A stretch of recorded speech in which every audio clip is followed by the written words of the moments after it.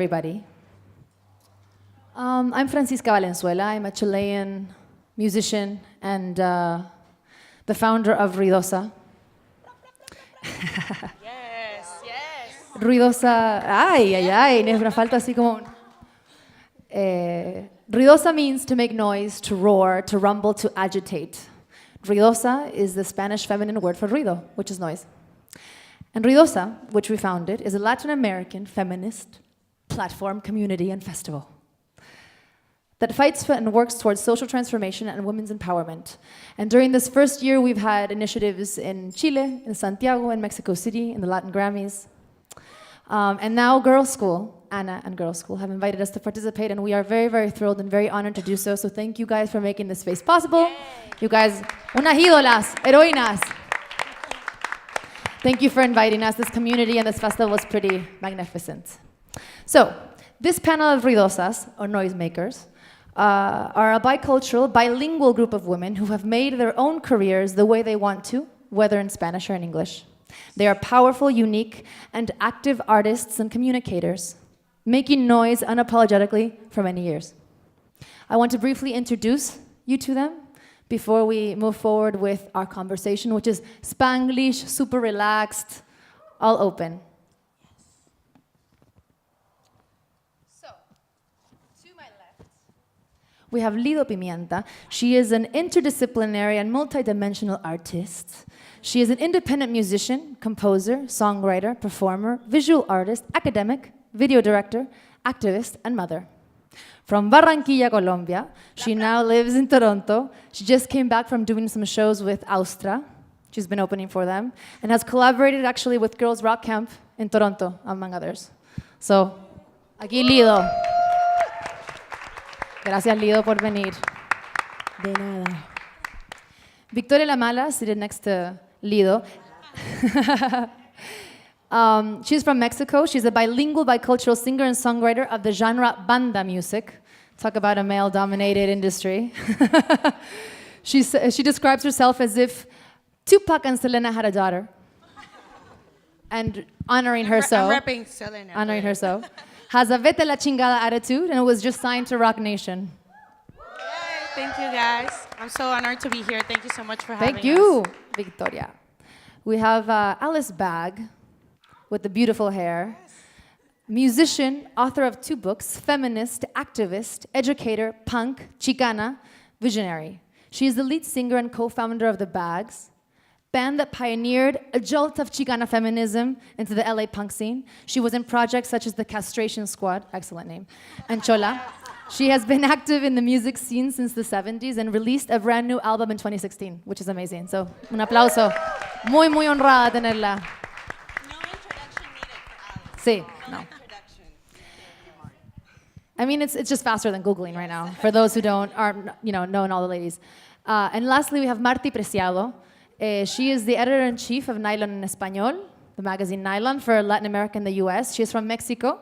She has collaborated with outlets such as Remezcla, Rookie Mag, and Vice, and she is a Latin pop culture expert, I would say, and an avid feminist, and has an amazing shirt on today. Young Latino and proud.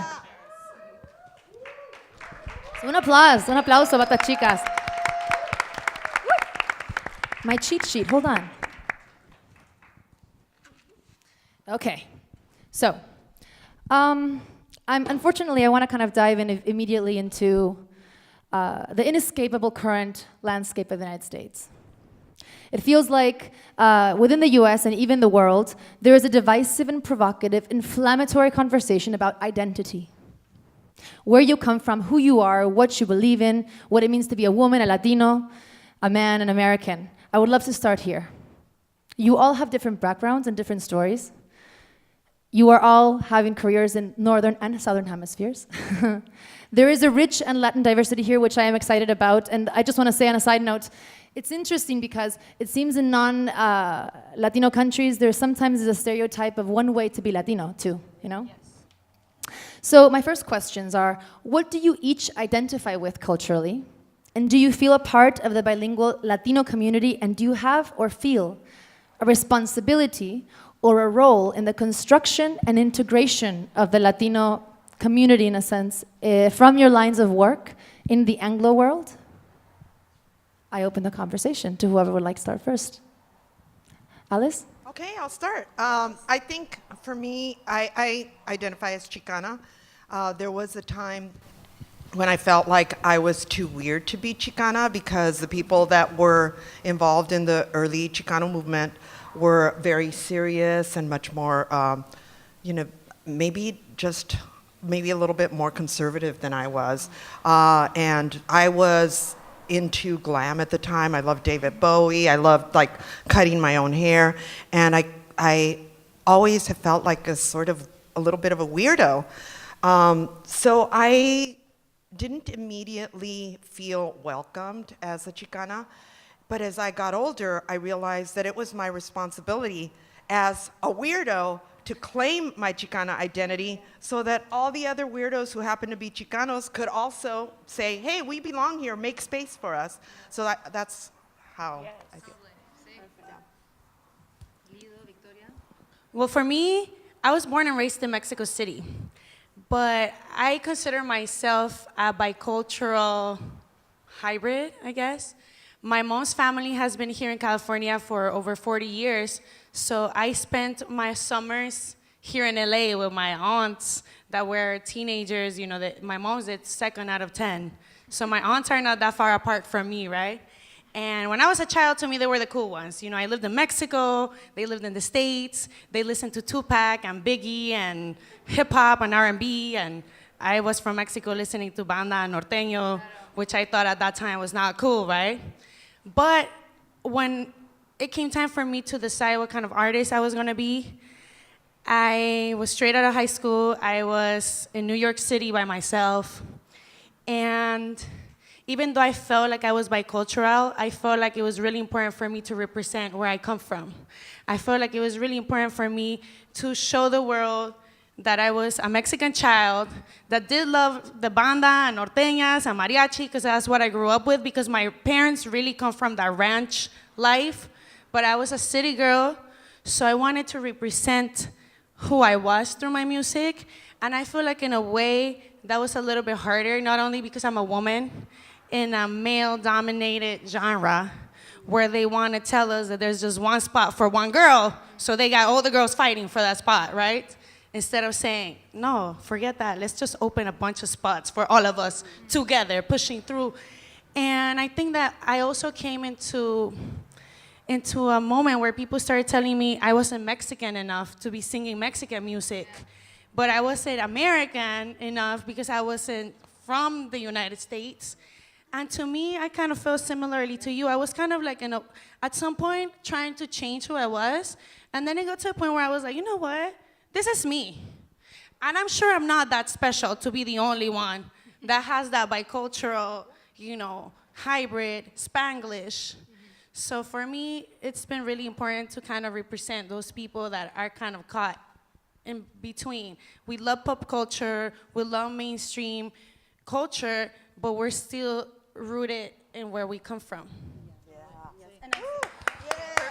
And I think just what you're mentioning right now, we're still rooted who we are, and we still see the mainstream.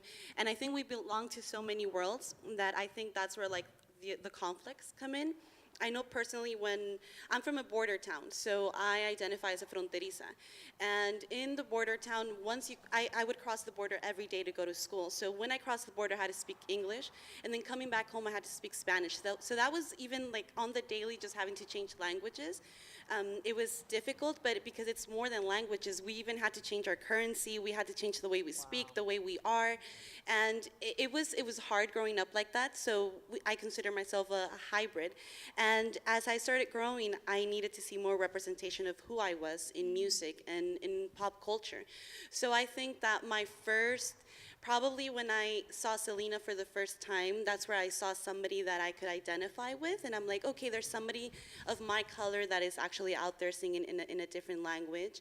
But then also I started learning more. I started as a riot girl, thanks to Jessica Hopper. So I was listening to Bikini Kill, I was listening to Sleater Kinney, and then I was like, okay, then where are the Chicana punks? And that's when I started getting more into listening to punk, because I would go to the Che Cafe in San Diego and I learned about got Alice back, which came way before, and I'm like, oh my God, so there's more of us out there. But it was a way for me to explore and to use education to understand what was out there and my identities. And I am honest, I still struggle with my identity. I feel like I can never be Latina enough, and then I can never be like Mexican enough. And I feel like as soon as I come to spaces and I speak about how I like punk, but then I also love Jenny Rivera, it's like very difficult to like explain that. And I think that's the beauty of our identity, that you see us here and we're all Latinas, but I hate the fact that we have to fit a one-size-fit-all Latinidad. We are so different amongst each other, and I would love for media and for audiences to understand that there's different representation of who we are, and we need to cater to our stories, and we need to make those visible. So I think that everyone from here over there, you do music, all of you, and I think it's through your music that you tell the experiences of different women. So it's like oral tradition. So I love it. I have a conflict every day, but I am thankful for these spaces that we're able to speak about who we are. So it's a beautiful rainbow. It's like the Spice Girls. Yes. Like, yay, we're like the modern cool Spice Girls. Where to begin? Hello. So I guess I'm a little different in the sense that I exist in the construct of the Canadian landscape. Yeah, I don't really have any ties to the USA other than I have like an uncle that lives here. But I was born and raised in Colombia, and I was very much raised as indigenous Wayu. That's how I identify. I identify as Wayu and Afro, or Afro-Colombiana. And that's who I am. So I got my pelo cucú, represent. And that's how I move into the world. I'm also a mother, so I have the responsibility of, raising this child who was born in London, Ontario, to like my white baby daddy from Columbus, Ohio. This is another story for another day. Well, and it is very important to me to make that distinction when I try to express myself in music, because I also don't want to carry the specificity of where I am from, because I am just so tired of, when you say Colombia next to my name, the assumption is that I am going to do some like tropicalia / cumbia or nueva cumbia, which has been like shoved down my throat. Somehow people just expect that, and sometimes you get booked for shows, and like I was a freak too when I was growing up. Like all my relatives, they would make fun of me. They called me the hippie. Did you take a shower today, girl? Like, what happened?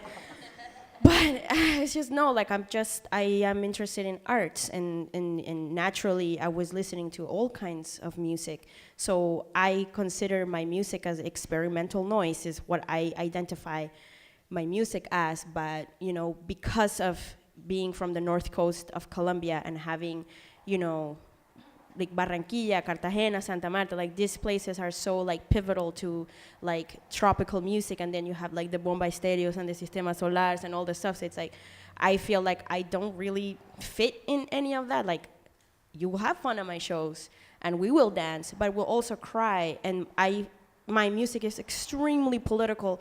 And in Canada, back to being in Canada, I start my shows acknowledging the land of the Anishinaabe. Like, I acknowledge the land of like the Cree. Like, we are on indigenous land. So for me, when we start talking about like, where are you from, it never comes from an indigenous person. Never happens. So when people start thinking about like, where are you from, I'm like, I'm indigenous, I'm from here. And I always like to say, when I started my career in North America, it started because some beautiful Aryan specimen told me to go back to my country, and this happened in Canada, the best country in the world, most benevolent place, for everybody. And I wrote this song that I was like, yeah, no. So yeah, to keep it short, I am indigenous. I am Americana, because America is not just the States. and I am Africana, so it's all in my music, but I am not literal with it because there's something called nuance that is something that represents all of us, because there's something like poetic about being from all the different places that we are. So that's it.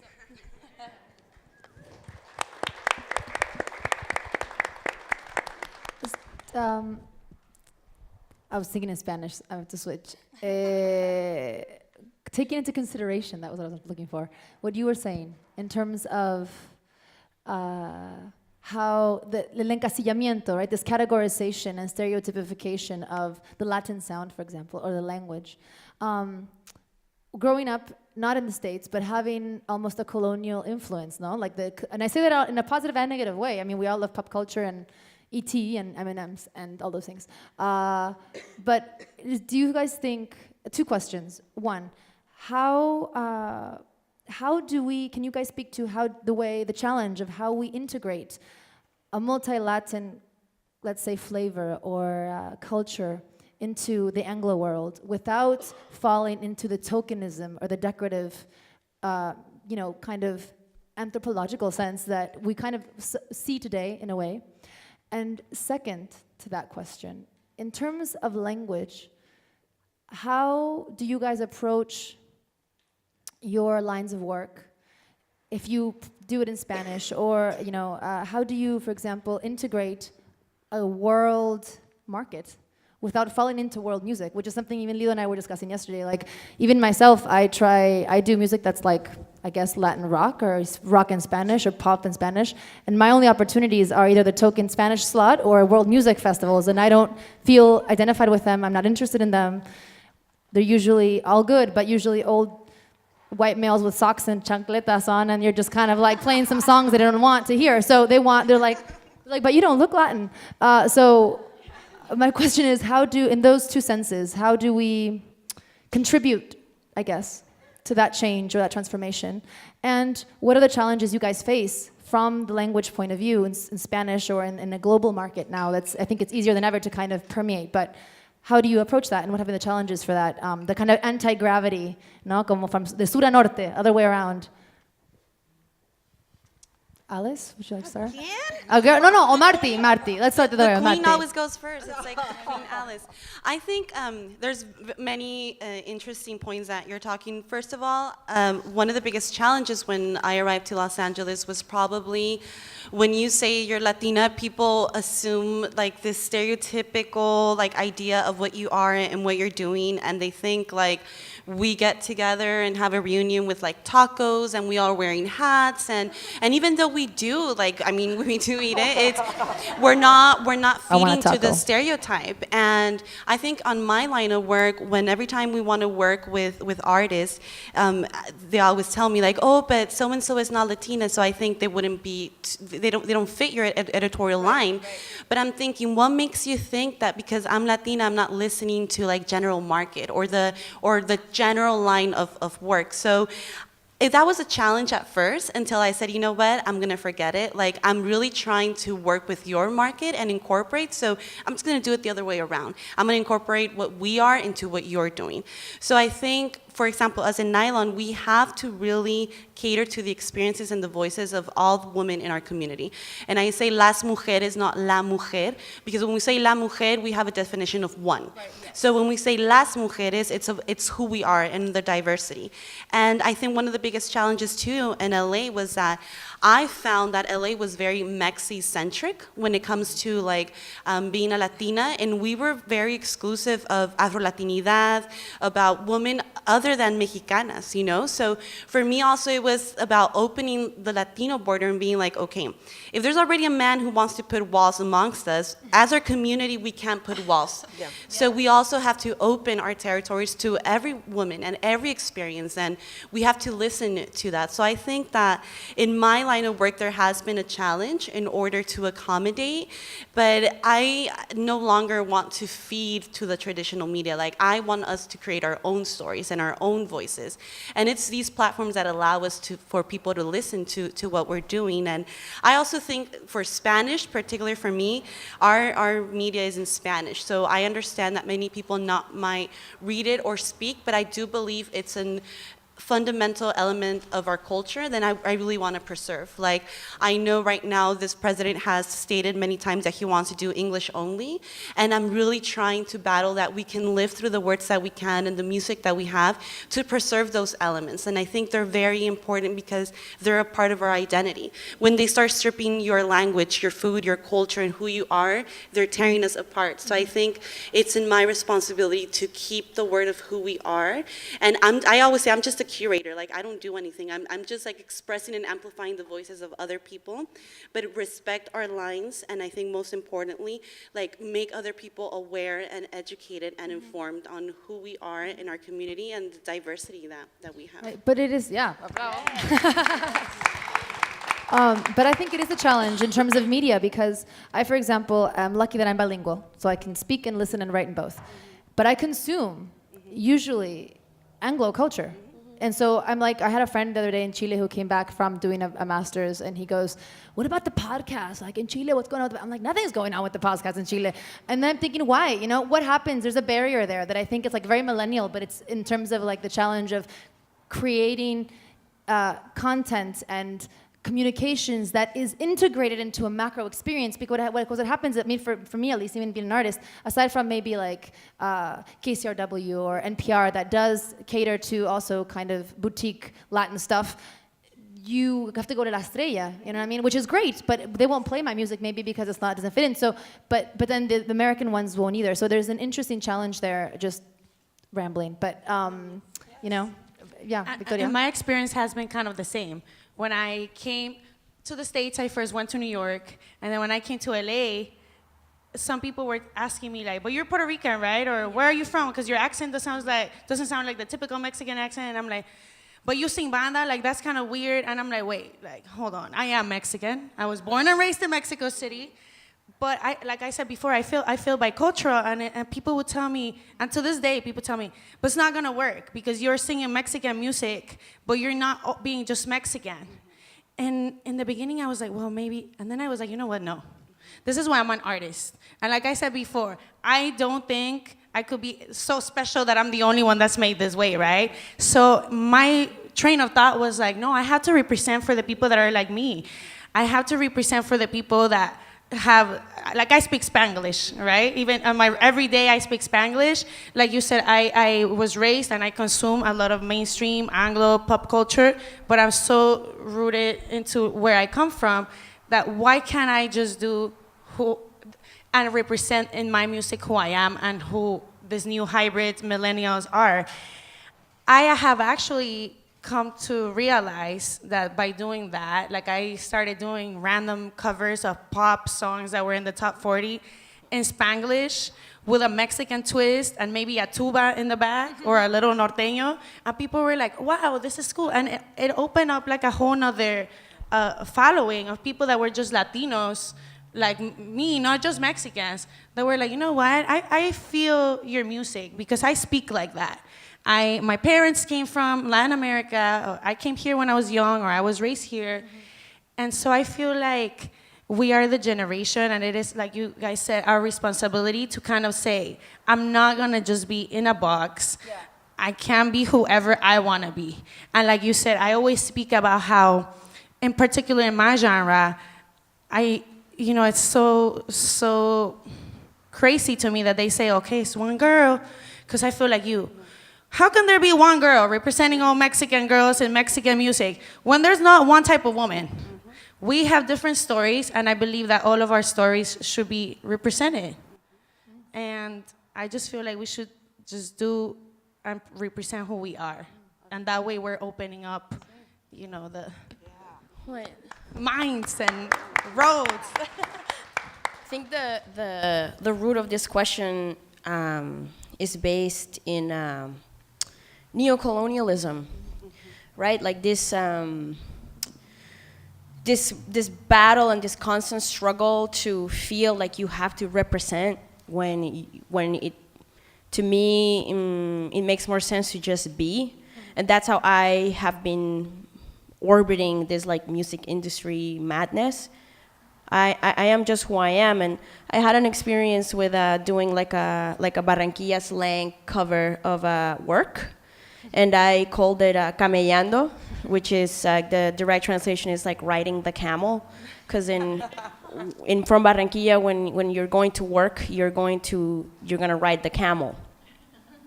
So I did it camellando, and it like in 2 days it had like 100,000 streams or something like that. It became really viral, and I like I did it like as a joke after I put my kid to sleep, and but then I had like all this attention, and I think that because I contextualized my language within this super popular song, then people were, oh, I get it. And I had people from Ecuador, Peru, Googling camellando, right? So to me, I was like, oh, I had like a eureka moment, because we also forget that Spanish is our colonizer language, right? So it's hard for me to be 100,000% proud of being Colombian when Colombia and the Colombian state is killing my people. When I say my people, I say the Wayu territory, which were here before the Colombians, right? So this is something that we seem to forget, and I, as a way to combat, these walls that are built in the music industry and in arts industry and all the industries, is that you have to acknowledge that, right? So just keep reminding yourself, I am the child and the product and the essence of, these people that came before me that survived white supremacy, and that now we're entering this new wave of white supremacy. So we have to look back and acknowledge the people before us so that we can, exist now. So now existing becomes a question of, some people are talking, and some people are like, oh, like, I think you were saying, like, I'm afraid to go back to Mexico because what happens if I come back, but I have my papers, but I'm still afraid, and that's very real. So these are the things, está cabrón. So these are the things that I put into my arts and my music is, to not be pigeonholed, right? Because I don't want people to think that, I'm Colombian, therefore, llegó Lido Pimienta y vamos a bailar la cumbia. It's like, that's not, I was thinking about doing this small set with my xylophone, and maybe we would hold hands. But that doesn't happen, it's like I am not allowed to be myself. I feel constantly forced to be a caricature, and I'm funny as hell, like, psh, hello, like, psh.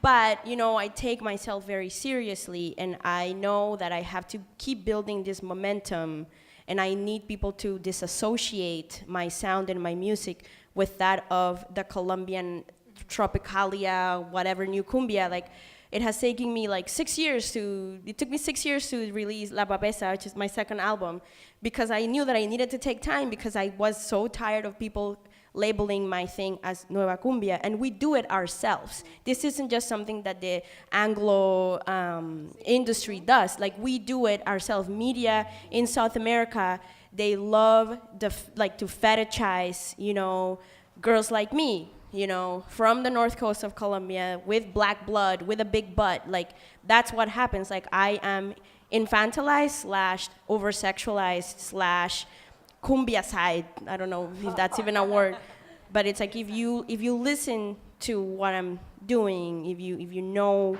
what I'm saying, there is none of those things. There's no.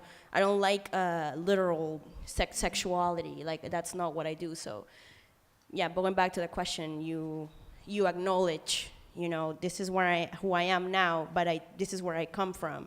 And then you set the tone, and then you know that people can't really fuck with you. So, no, it's just the human experience for sure. How would you translate La Papesa? The Popes? The high priestess. The high priestess. Oh, so good. I want to go into one last topic before we begin to close the panel. Another line of battle. Huh? So fast. I know. What? Another topic? I know. Well, I mean, we could stay, but there's so many great things. I don't want to go.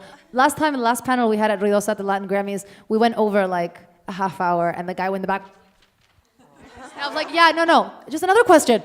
Another kind of line of battle in our fields, if you will, which has to do with gender. And it's also one of the reasons and one of the, I would say, elements that make these panels and these experiences communal, that have to do with, I would say, the gender imbalance and disparity and fight for equality as feminists within the cultural industries. So I have a lot of questions in this area. My first one, I guess, is, have you ever felt, it's a diagnosis question, have you ever felt discrimination or sexism towards you because of your gender or age or nationality? And well, we were speaking about that. And do you think that, and do you think women in the music industry are allowed to prioritize their careers and to be as ambitious as men? Is there an expectation to the role they should play, basically, the stereotype, el deber ser, no? So if you could just speak to those challenges you faced, if at all, within the music and cultural content or creative industries. Alice, would you like to start? You know what, I do want to say that the last question, I just really want to just add a little footnote, please. and that is that some of the things you all were talking about are things that I have been also navigating since I was younger, and like I remember doing punk, but also singing stuff like Popotitos at a punk club, you know, and Popotitos is the Spanish version of Boni Moroni, but I really thought that it was a Mexican song that had been translated into English, which was kind of weird. But later on in life, I decided I really like ranchera music, and I also really like punk, so I used to do punkcheras. I think part of it is just like, you know, owning all the influences and like making it your own, making it like, you guys, this is who I am. I'm gonna do punkcheras. But also, can I add something? Sorry to interrupt. Punk is not white, right? No, like people know that, right? So like that's, and again, acknowledging, right, that it's like, oh, you're so experimental, you're into electronic music. Electronic music is not white. I'm doing what is normal. Punk is not white. It is not British, right? Like it's like, and there was this thing happening in Chile where they did like a rock and roll Hall of Fame kind of situation thing that you were playing at, like, and a bunch of like female like pop stars that to me are very rock and roll were performing, and then the press the days afterwards were like, what is this weird, this isn't rock and roll is, you know, the man with the guitar, you know. Absolutely. And to me, you know, my response was just like, you know what punk and rock and roll, like, you know who is rock and roll and punk?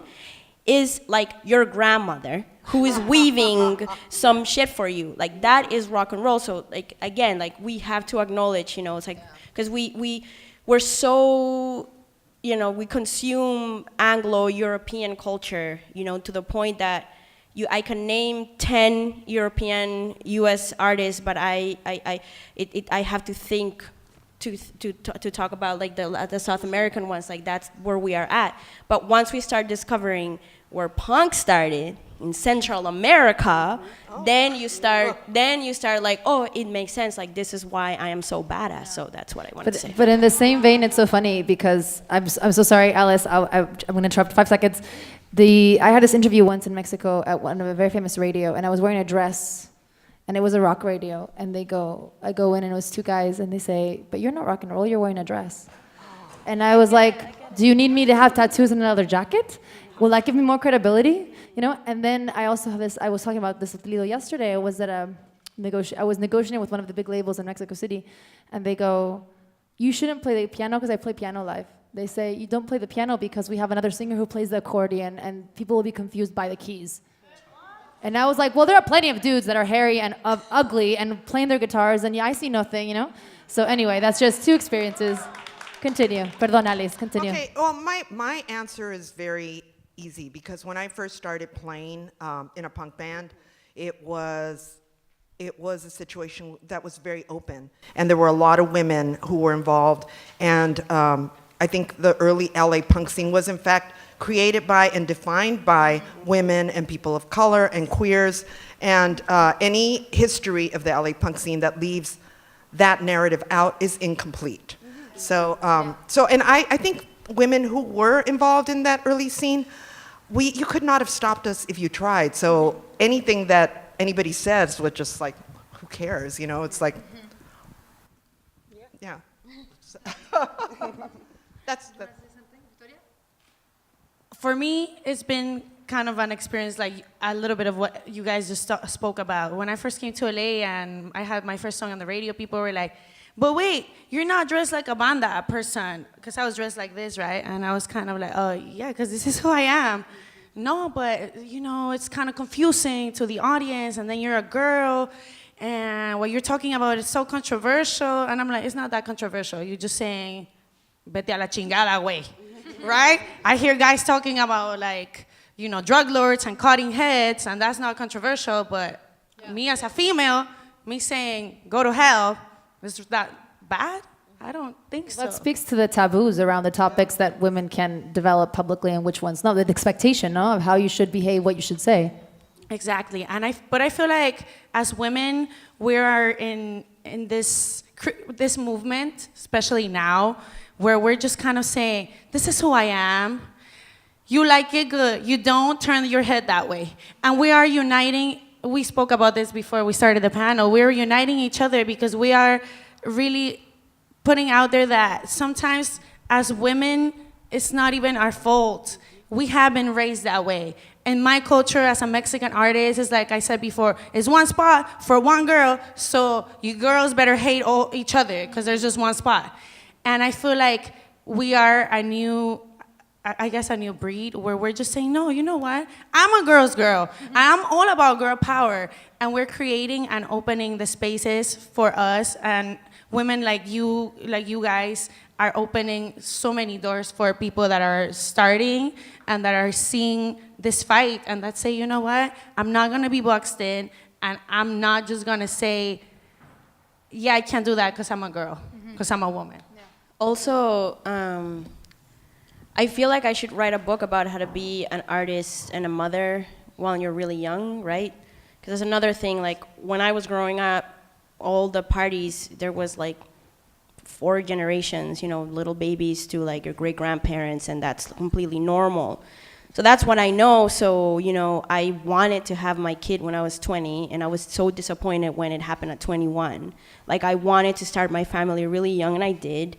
And I go on tour, and I'm here for the weekend, and before that I was on tour too, and my kid stays with my chosen family, or he'll go, I'll send him to Colombia for a month, or he'll come with me. And I feel like speaking about, you know, gender, or being a woman, or cis woman, you know, you have to really, a lot of my colleagues and peers, they have to make a decision whether I can have a child or not. Absolutely. Right? And that is violent, right? Like, I see that as a very violent, that, but if I have a kid, people are not gonna take me seriously, or it's gonna be impossible for me to leave my house for more than 3 days because I have to take care of this kid. But you did not have this kid by yourself. Like, immaculate conception is not real. So where is the man with the guy you pregnant that can do this for you? But it's like, you know, because it is my role as a woman to take care of my family, and this is my responsibility,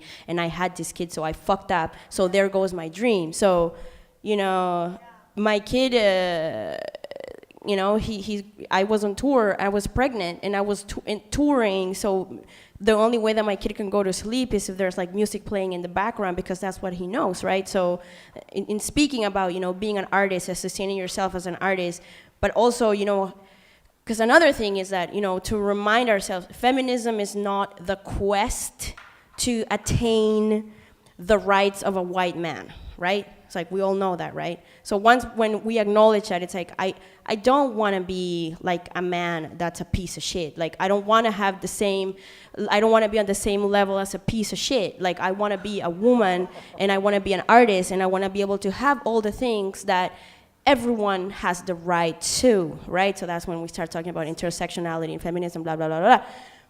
But that, you know, that's when we talk about gender too. It's like, I feel like I always want to put that forth. It's not a sin to have a family when you're an artist. I think it's totally true, and I think it's very unfair that I feel like in my mind, even myself being an artist, I always think about the fact that I have to make not only this decision, but the paradigm of the rock and roller does not include a family. And when I'm on the bus with all my musicians or my techs, they have families, but I don't know about them. You know, and it doesn't, I mean, they could, probably in their private lives that comes into account in a way, but I'm trying to say, like, in the public sphere where we talk about these issues and the examples that are being represented, you have yet to see that. And I remember when I was telling Lido yesterday, the first time I saw someone bring a kid to tour was at the U. I was touring with her in Chile, and she brought her son, and I had never seen that before, and of course it must be a challenge, but it was very exciting too, to think about a rock and roller that can also, you know, be a mom. It wasn't something that was kind of so ingrained in our radar. And just to add to that point, at the end of Lido, I think that when it comes to feminism, specifically with being women of color, I think that's where, for me, it changes a little bit. Like, I believe in girl power and I believe in solidarity, but I also believe in being a Latina first, and I also believe that I have to stand with the men in my community when it comes to the rights of our community as well. So it is a huge challenge for me, because I know recently we had the Women's March, and much of everything that we saw was, you know, like my uterus and my pussy, and I understand that. However, we are excluding so many voices, like our queer community, we're excluding transsexuals, we're excluding our gay community, and I feel that when we're Latina, we also have to stand with the rights of our community, and I think that's so feminist, when also being feminist and looking for the advancement of who we are, you know? So I think it's an interesting talk, because feminism changes depending, like, I think the spheres you are, but when we're Latina, I think it changes to a different conversation as well. I have two more questions, and then I'll open up to the audience if anyone has a question. The first one is, what can we do from our individual place or from the collective force to contribute to the change that we need? Basically, advice. In terms of, what do you feel, for example, what do you feel is a productive way to give attention to women's issues in the music industry, or you all have voices that are in the public sphere and have platforms. Do you use that as a vehicle of change, whether it's music, whether it's conversation, whether it's content? To speak a little bit to that. Alice, would you like to start? I try to write about, like you, I try to write about subjects that are sometimes unpopular. Like, I have a song called No Means No that is about date rape, and it was somebody in the audience, there was a guy in the audience recently when I did a show that was saying, why does she have to write about that? And he got an earful from his date. So I like to do it musically, but I also think we can do a lot by just doing things like this, where we're supportive of other women, and also girls' rock camps. I volunteer at Chicas Rockeras in the house. I see you. But I think also empowering other generations and acknowledging the generations that came before us, and just building that space. Like you say that there's only, like you've been told there's only room for one, and so you just lock arms and like kick the door in, you know? Yes. So that's, yes. Yeah. That's, I agree with everything you just said. Thank you. Thank you. No, I have no chill. I think it's pretty evident at this point. So you go to a Little Pimienta show, you're gonna have a lot of fun, but it's gonna get uncomfortable, like right away. So the first thing that I do, I acknowledge the land. Like, I research what the original name, the indigenous name to the land is, and then I acknowledge that. And then the second thing that I do is that I say, okay, women to the front. So then women come to the front, and then the men go in the back, and then I was like, all right, trans women to the front of the cis women, and then they come, and then, okay, black women to the front, and so on and so on. So I put women of color and indigenous and trans women to the front, and then the men go to the back, and you know, you get like an angry tweet the next day, and it's fine, like, I don't care. So those are some of the things that I do. And then, you know, I sing in Spanish, but I perform mainly in Anglophone, I'm sorry, that's so Canadian. And mainly English-speaking venues and countries and this stuff. So I contextualize, you know, and like my songs are about, you know, domestic violence and water rights and this stuff. So each song I contextualize and I talk. Sometimes I don't say the whole story. Sometimes I'm just like, we sing the song. I have people singing it. I have them singing like keywords in Spanish, and everyone singing and dancing together. And then at the end of the song, it's like, well, that song was about polyamory, guys. So it's just like little things that you have to do, because at the same time, I went to school to learn how to speak English. So we speak Spanish, and like so a lot of us do. So I don't understand why I had to go through school and learn how to spell, write essays, have people being like, that's not how you pronounce it. Like, I went through that. I went through people frowning upon me speaking Spanish in the bus, and like, it happened to me one day in Canada. I'm speaking Spanish with my Colombian friend, and then there's this girl in front of us. She's like, I don't know why these people come to this country, like, they don't, like, even learn, like, I just don't, like, learn the language. And then I go up to her, and I'm just like, you would never speak Spanish at the level that I speak your dirty English, all right? Like, it's not gonna happen. And she, like, cried and left the bus, whatever. So this is what I mean, right? It's like, these are the methods that we must implement. We cannot be scared. Like, of all times, this is not the time to be scared of white supremacy and the passive-aggressive encounters with white supremacy. Like, we cannot, like, we've been telling you all along, and now you got that rotten peach as your president. We're trying to tell you. So these are the things that you just have to speak up. And when you have a microphone, it's a powerful thing. No matter how famous, notorious, whatever, it's a very powerful thing to have this tool. So this is not the time to be scared, and if you make people uncomfortable, it doesn't matter, because they don't pay your rent. So if you have to do it for the advancement of your people and the quality of your community, then you must do it. So It's such an interesting thing, because we all are doing, it's funny, we're speaking and we have all these criticisms and these opinions and these powerful ideas, but at the same time we're here, and it's interesting because I find myself struggling with the dissidence of the US every day, I'm like, I'm here and I choose to be here, and it's a girls' school and everyone's amazing, and then I'm like, I hate this place, it's so difficult to kind of like conciliar, and I know it happens to everyone, but I'm just saying for us that I think we have the opportunity to also be somewhere else at times. I think it's such an interesting challenge, and it's such a beautiful, wonderful, scary, cruel place, the US, so it has this like constant dissonance, no? To close this panel, this conversation is called Heroína Latina, which means the Latina heroine. So I just wanted to ask, who have been references to you, who have been heroes or women or people that have empowered you, who you identify with, whether you know them or not, but that have made you feel you have a voice to raise and to, feel empowered. Marti? We always look at Alice, right? It's like, Alice. I think it's a very interesting question. Who are my idols or my heroínas? Many of the women in my community, I feel are, well, from pop culture sense, like I can say all the way from like Selena to Jenny Rivera to probably like Joan Didion and Kathleen Hanna, Jessica Hopper. Like, it really comes for me from two spheres.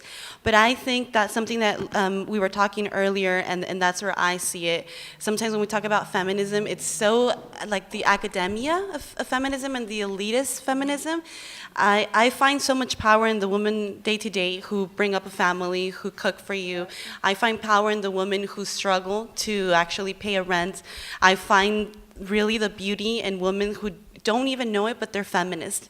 And because they wake up every day and they do something, whether it's for them, for their family, or whatever it is. But that's where I think my true heroes remain, in the community, in the people who work every day to make it better. And those are the women I admire. And I think throughout my career, that's where I've gotten almost all my inspiration, from the day-to-day stories and the women in the community who make it better. And I applaud the efforts of everybody and their cause and their platform, and I think we're only amplifying our experiences.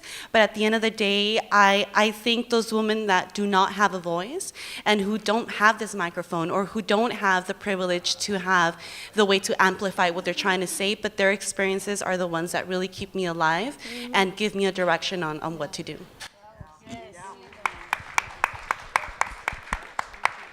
Well, I agree with what Marthy's saying. When I was growing up, I grew up in an abusive household, and my mother and my sister and I were not really heard, and we didn't really feel powerful at home. And every now and then, my aunt would come over. I'm sorry, not my aunt, my sister-in-law would come over. And if my father said something that she disagreed with, she would stand up to him. And I remember just feeling a thrill that she had the, tetas to stand up to him. And ovarios to stand up to him. And every time that I see someone challenge the powers that be, to challenge the status quo, to challenge the patriarchy, whether it's in your home or in an office or, through political action, it's all inspiring to me. I do have musical people that inspire me as well, but I won't go too much into that right now. I don't want to.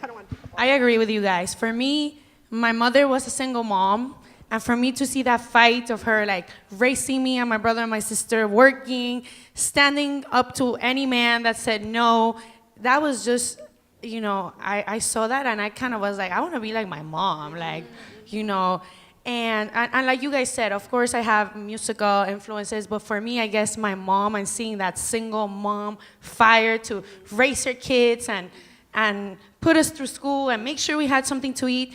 I admire those women, like you guys said, like my mom and like so many other women that have so many struggles, but that instead of allowing the circumstances to make them victims, they push through and they become heroes, everyday heroes. So for me, it's just like you guys. I'm also not gonna say the music stuff because there's just too many. Also, my mom, of course, she's such a badass. But I think you should look into Maxima Acuña if you don't know her. She's a indigenous to Peru activist that she solely has taken down corporations that want to take her out of her land, and they've assassinated hundreds of people in her community, but she's still fighting. So Maxima Acuña, to me, is my idol. And I think one thing, let's not forget we're a matriarch society. Latin America is matriarca, and we keep forgetting that. So machismo exists because they're really just trying to put us down because we're the strongest women. So I think it's natural for all of us to have that strong matriarch thing in us because we come from a matriarch society. So let's not forget that. Of course. I kind of want to keep talking, but I know we have to begin to wrap it up. I know there's lunch as well for those who want to eat something, courtesy of GirlSchool. And I don't know if before we end, if there's any questions or comments from you guys. Obviously, I'm white. How can we do better to help your representation from our point of view and our perspective? What could we more actively do? Because when I go through and I look at feminism, I see it as something already kind of covering things, but I don't know the struggles that you guys go through. So what are we able to do to kind of more speak up on your behalf or help you speak up on your own behalf? Did everyone hear the question? Okay. Well, I'll start. You don't have to speak on my behalf because I can speak for myself. And knowing that is helping people like me, right? Because we are not victims. So the victimhood thing, just get out the window because we're really strong. And just, there's a platform that you can use. So whenever you have that power to have that platform and that space, that microphone, give it to a woman of color. And you did it. Yeah, thank you for asking that. And I would say also, I guess, try to search for experiences that diversify your own experience. I think shutting up and listen is the greatest thing. And I say that because we all have naturally blind spots due to our reality, And that's okay. And I love that the States, people talk about it comfortably. I think in Latin America, that's still even an issue that's so sophisticated and so taboo. People don't know how to approach it. It's just let's just keep our conservativeness and let's not face anything and talk about differences and diversity. So it's a great question and challenge, I think, for everybody. And if I might just say, like, I think when we come to like white feminism and when we start talking about this, I think instead of trying to come on board and help our cause, I think it's like speak amongst your peers about the issues. I think we're not addressing the fact that 57% of white women voted for Trump. So I think like it's amongst the issues to also speak amongst your community and try to like relate and first speak amongst you to see how a change can come within. I think like Lito was saying, we have our platforms and we don't like feeling like the victimizing thing where we need the help or like the white savior thing, like I'm here to help you. But I think what we can do is amongst ourselves look at each other in the mirror and be like, what are we doing wrong? And what is it that our community is also inflicting in other communities? It's like if you have something in your teeth and you just need to take it out, you know? It's that kind of thing, like telling each other, like, you know what are we doing as women and how we can help amongst each other to make it a better community instead of trying like to do the like let's save each other. Yeah, and not make it so much about yourself. I think that I have a lot of friends that, I mean, I'm como chilena blanca, no, like of Spanish descent, but I have a lot of friends from the U.S. that ask also, we were talking about this too yesterday, how do we approach like diversity in a lineup, for example, and stuff like that. I'm always looking for cool stuff and I'm just like reaching out and and it's good to have the awareness, but I think you also don't have to make it so much about yourself. You know what I mean? Like, I'm like, what can I do? No. I think it's good, but at the same time, it is just a shut up and listen kind of just exposure. And you naturally, I think, begin to incorporate it. Because I do think la cosificación, how would you say, like to make an artifice of everything, no? Like, I'm going to make an artifice of this experience and so on. You were going to say something, Victoria? No? No, I just wanted to say that I also think it's important just in the times. I feel like we just need to unite. Sí. I feel like sometimes we think so much about like, oh, well, I'm Mexican and you're Puerto Rican and you're white and I'm black. And I feel like sometimes we forget that it's just about a bigger picture. And that sometimes, our people have gone through so much, but sometimes to be able to make a change, we have to take the past for what it is and for what it was and move forward with faith, unity, and love. And I feel like I'm gonna say very Mexican, está tan cabrón lo que está pasando ahorita that sometimes you just have to unite and bring love, unity, and faith to really be able to solve deeper issues that have such a long history. And I want to add one more thing, and that is to piggyback on what you're saying is that it is important to unite, and the Women's March I felt was really successful. I felt a lot of unity, but there were things that could be better, and we need to set an example for what it's like to have dialogue that is tolerant, that is open-minded. We cannot be as thin-skinned as our president and not be willing to see our own what we need, our own faults and what we need to improve. So unity and a little self-reflection and space for the people that don't have the microphone. Yes. Absolutely. Is there any more questions? See? I know we're living in a terrible time where we have a terrible Cheeto as our president, which is unfortunate. And he said very disparaging comments about women, and then in particular Latinos and Mexicans, and especially with that wall, which is going to put a huge division. And I know a lot of people that are going to be really affected. So how will you that are the Chicanas and have ties to Mexico, what are some ways that we also as Chicanas and people are going to be affected by the immigration? How can we and you do something to help us band together, to help us not create that wall? If that makes sense of the question. Well, I think that wall is going to be created, yes, like that's his plan to do it, yeah. But between us, I think my way of going about this and how I'm going to do it, I think education is our way to actually move through this. I think we have to inform people in our community and give them the resources and the tools and the knowledge in order to know how to combat and mobilize and agitate. So I think many people are scared. Lito was saying, let's not be scared, and I stand with not being scared, but let's also be informed, and let's also have our community informed on what to do. And I'm talking action action by action. It's not like an ideological, like let's all love each other and let's be informed. Let's actually agitate and create platforms where we can tell people, because he also announced that he's going to start doing ICE raids. Okay, if somebody comes knocking to your door, what happens? What is our responsibility to create knowledge and to spread that to our community in order to stand up for each other? Because I feel we only have each other now. Like, really, the rhetoric is going to get very gross. I think the wall is there. Like, it's actually there. The border is there. But this new wall, what it means, it's actually the way for hate, the way for people to hate who we are, how we look, how we speak, who we think. So I think now it's a way to mobilize by education. And I think the way you ladies do it through music is the way to do it, because it's the way of oral tradition and we keep our stories alive. So I think that's going to be one of the actions in order to inform each other. We want him to hit the wall. We want to be the wall.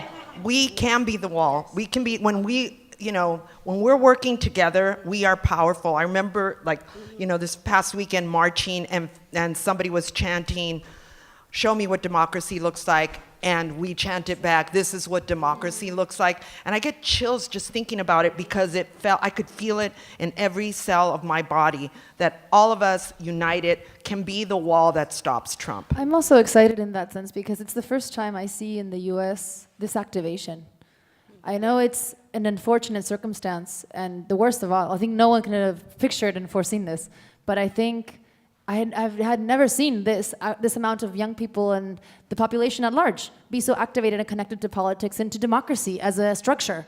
And I think that's very exciting too. And to have these conversations happen when, I think 5 or 10 years ago, politics as a mobilizing force wasn't something that was kind of ingrained in people as it is like in Latin America, no? Like it's very strong at least in Chile, it's like protest every day, You see. And I'm saying there's strikes and people, take down the country, and it's very, very strong. And there is a fear in the respectful sense of the population. And I think it's great that the United States is like discovering like a teenager that power. And I'm saying that there's so many other things that are so again, to the dissonance aspect. So I think that's an opportunity. And I think it's so awesome that people and everyone is so eager to educate themselves and participate. Yeah, I mean, there's a sexual awakening and there's also political awakening that I think that a lot of people that lived in a bubble in the States are now experiencing. Because when I see Trump, but I saw it coming, and I am not really surprised with anything that's happening, because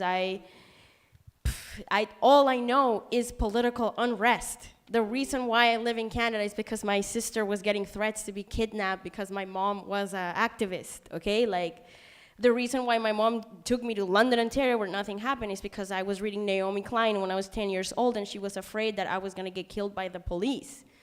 You have to look at the countries in South America that we've been, this is what we know. There is this wall, there's not a physical wall, but there is a political wall between Colombia and Venezuela. Venezuela is going through horrible political unrest right now, and there is this unspoken war between Venezuelans and Colombians, where Colombians think that they're superior than Venezuelans. And the racism is incredible between both bordering countries. Peru and Chile too. Peru and Chile, Sí. it's the same. It's like racism between each other is not new. And having a political figure with the most power being racist, fascist, sexist, classic is nothing that is new to me in my experience. So as a way, I'm not Chicana, but as a way, if I was living in the States and this was new to me, I would be researching how did Chile survive Pinochet? How is Colombia surviving? How did we survive Uribe? And how are we trying? We're still trying to survive this guy. And the Santos, he just won the Premio Nobel de la Paz. But these people are assassins, right? It's like it's a slap on my face, because they try to do this peace treaty with the FARC and the government. They should have done this 50 years ago, but they didn't do it because they were very selfish. So this guy knew that he was gonna get a Nobel Prize if he did this. This is the real reason why he did it. Why is Trump in power? Because Trump wants to make this business with the wall. That's the reason why he's there, because he wants to keep, he's a capitalist poster child. Like this is what's happening, right? So if you want to like fight, you know, educate yourself, and look at us, look at African people, look at indigenous people, look at Latinx people, because we've been living through this for centuries. So the mechanisms of survival, how do we do it? You know, and like, how can you help? You know, your neighbor is undocumented and they're afraid to leave, which means that they're unable to work, and their children are illegal, but they have to eat. What do? You make food for your neighbor. That's a way that you can do it, all right? Like, it is more simple than we think, you know? It's like, let's get refamiliarized with the word empathy or the word compassion, right? Like, these are things that we can do very, very easily. So, I don't know, that's just... Exercise the empathy muscle. Yes, Yeah. agreed. Any more questions, or we're good? I want to thank Marty, Alice, Victoria La Mala, Lido. I'm Francisca. This is Ruidosa. GirlSchool, thank Gracias. you. Stay tuned. There's so many awesome things happening all day and all night. Thank you. Gracias, chiquillas. So make some noise, guys. Make some noise. Hacer ruido, hacer ruido. Now, I could feel it in every cell of my body that all of us united can be the wall that stops Trump. So I think now is the way to mobilize by education. And I think the way you ladies do it through music is the way to do it, because it's the way of oral tradition and we keep our stories alive. So I think that's going to be one of the actions in order to inform each other.